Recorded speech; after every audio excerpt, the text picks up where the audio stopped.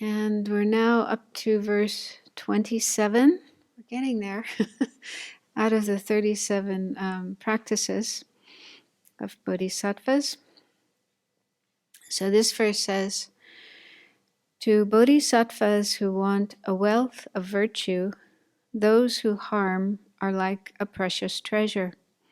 Therefore, towards all, cultivate fortitude without hostility. This is the practice of bodhisattvas. So this verse deals with the third of the 6 perfections, the perfection of fortitude, as it's called here. In other texts, it's called patience. I'm used to that term, so I'm going to use the word patience. And there's a huge amount of material on this topic, how to have more patience, how to have less anger. So these 2 states of mind are like opposite. And I think one thing that's really helpful is to compare these 2 states of mind and decide for ourselves which one is preferable. Rather than just the Buddha says you should be patient, therefore you should be patient. But if we can really come from inside of ourselves, if we can, based on our experience, if we can really see that it's much more valuable and beneficial to have patience rather than anger, then we'll engage in those practices with enthusiasm, with joy. So we can start by looking at our own experiences. We've had plenty of experiences of being angry, and all the different forms of anger. Hatred is the worst form, but there's also just mild irritation, annoyance, impatience. So I'm sure we've had plenty of experiences of that. So it's good to look at those experiences and just check, how did that feel? What did it feel like to be in that state of mind? What did it feel like physically? We can also notice physical reactions, effects in our body and also in our mind. And we can also look at how it affected the situation. If we were angry or impatient, how did that affect people around us and so on, and what kind of outcomes were there? We can also look at other people's experiences when they are impatient. I was just thinking this morning, sometimes I'll see a mother with a little child who's crying, screaming sometimes, and even hitting the mother. And sometimes the mother loses her patience and gets angry and yells at the child, even hits the child. And when I see that, I really feel bad, bad for the child, bad for the mother, bad for anybody else who's around. But I've also seen cases of mothers who are amazingly patient. Even the child is like that, but the mother is able to remain calm and doesn't even look agitated. I think, wow, how does she do that? I don't think I could do that. But I'm really impressed when I see that. And I can see that, that's a much better way to be, both for her, of course, for the child, and for people around. Okay, so these are some of the things we can check up about anger. And then on the other hand, patience. And again, we have our own experiences of being patient, sometimes at least. So we can look at those experiences and just check, what was it like when I could practice patience, when I could remain calm even in difficult situations and with difficult people? What was that like for me? Physically, mentally, emotionally, what was it like for the situation? How did it affect, the environment, people around, and so forth? So it's good to contemplate that and compare these 2 kinds of reactions, these kind of attitudes. And hopefully, if we do this, we will come to the conclusion that, yeah, it's much nicer to be patient rather than angry. Okay, so then if we can see that clearly, we'll have more enthusiasm, more energy to work on practicing patience, which we can. There's plenty of methods, as you know. Chapter 6 of Shantideva's Guide to the Bodhisattva's Way of Life is full of methods. Venable's book, Working with Anger. So there's lots and lots of methods we can use to work on increasing our patience and decreasing our anger. And the way I like to think of it is we all do have patience to a certain point, as we talk about losing patience. So it's like we can remain patient, up to a certain point, but then there's a limit. We reach our limit and then we lose it. We fall from our patience, we lose our patience and become angry. But the good thing is we can work on that and gradually increase or extend the limits of our patience and be able to remain patient longer and longer with more and more difficult situations, more and more difficult people. Okay? So it's something changeable through practice, familiarity. And I really love Shantideva's analogy in his book, Guide to the Bodhisattva's Way of Life, that having patience is like wearing shoes. I mean, I'm sort of paraphrasing it, but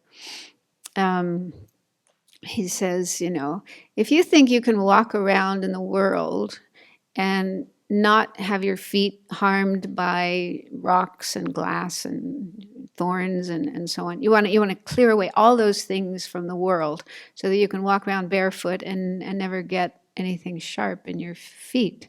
That's just not realistic, right? You can't clear away all those things all over the world. But the smart solution is to put... Oh, that's right. He says, you can't cover the earth with leather. You can't expect to cover the earth with leather so that you can walk everywhere and not have something sharp in your foot. That's not realistic. But the smart solution is to put put leather on your own feet. In other words, a pair of shoes or sandals. So wearing leather on your feet enables you to go anywhere and never get your feet harmed. So in a similar way, if we... thinking that we can get rid of all the difficult people and difficult situations in the world so that we can go anywhere and never meet with anything difficult is just not realistic. But if we put patience in our mind, just like wearing shoes on our feet, having patience in our mind will enable us to go anywhere, meet with any kind of difficult people and situations, and not be harmed by them, not be upset by them. So that's a great analogy. And it's just normal that we get angry. So if anger comes up, we shouldn't beat ourselves up and feel bad and, that I'm a bad person because anger comes up. It's just natural to get angry. And also, I don't know if you're aware of this, but in a book by the Dalai Lama that came out a few years ago called Beyond Religion, there's a whole chapter in there on emotions, destructive emotions. And he says some very surprising things, very not traditional things, but he says, some of these what are normally considered negative emotions are not always negative. And he says, for example, anger. He says, anger is not always destructive. For example, in some situations, strong compassion may give rise to an equally strong sense of outrage, that is, anger, about an injustice. And feeling angry can, in the short term, make our minds more focused and give us an extra burst of energy and determination. In these ways, anger can, in certain situations, make us more effective in getting things done and obtaining what we rightly seek. So I think what he's talking about is if anger comes up because of there's some injustice or some abuse going on, it's just natural to feel that way. And the anger it's not necessarily a bad thing because it's connected with compassion. But the thing is, if we just let ourselves get angry and then act out of anger, we're probably not going to be very effective. We may make things worse rather than better. But the anger can be transformed, or at least our mind can be transformed into something more constructive. Okay, what can I do about this? Put our energy into finding constructive solutions to the problem, the situation. And this verse says that it reminds us also that practicing patience brings a wealth of virtue. So that's helpful to remember as well. Even if we face a difficult person, difficult situation, if we can work on our patience and not just react with anger, we're creating virtue. And we need virtue. Bodhisattva needs virtue in order to achieve higher states of mind and eventually enlightenment. And so it's this, it takes a while to get to this point, but if we can understand that, then it, as it says here, we can see that even a difficult person is like a precious treasure. It's difficult to feel that way in the heat of the moment when you're, completely caught up with anger, to see that person as a precious treasure. But if we think about this, gradually we can come to understand that this person is giving me the opportunity to work on my patience, to see the limits of my anger, limits of my patience, and how much I still need to work on that and work on my anger. So in that way, they become like a teacher and also a precious treasure. They give me the chance to create this vast amount of merit, of positive energy for the attainment of enlightenment. Okay, so speaking of patience, I just want to mention tomorrow is the 10th of March, and it's the 60th anniversary. This is the day that the Tibetans commemorate the uprising in Lhasa when the Tibetans rose up to protect the Dalai Lama. It looked like the Chinese wanted to either kidnap him or kill him in 1959, and then that led to the Dalai Lama escaping to India. So it's 60 years now since that happened, and the Dalai Lama has been amazingly patient with all the time and difficulties in dealing with this situation.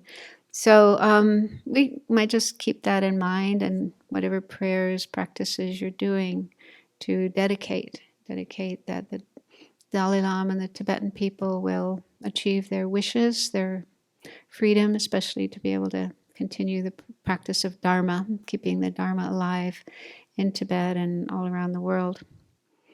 And those of you who may be watching from afar, and you might check if there's some kind of demonstration taking place in the town, the city where you live, and you could participate in that. So anyway, just to do whatever we can to dedicate our merit, our positive energy to this very worthy cause. Thank you.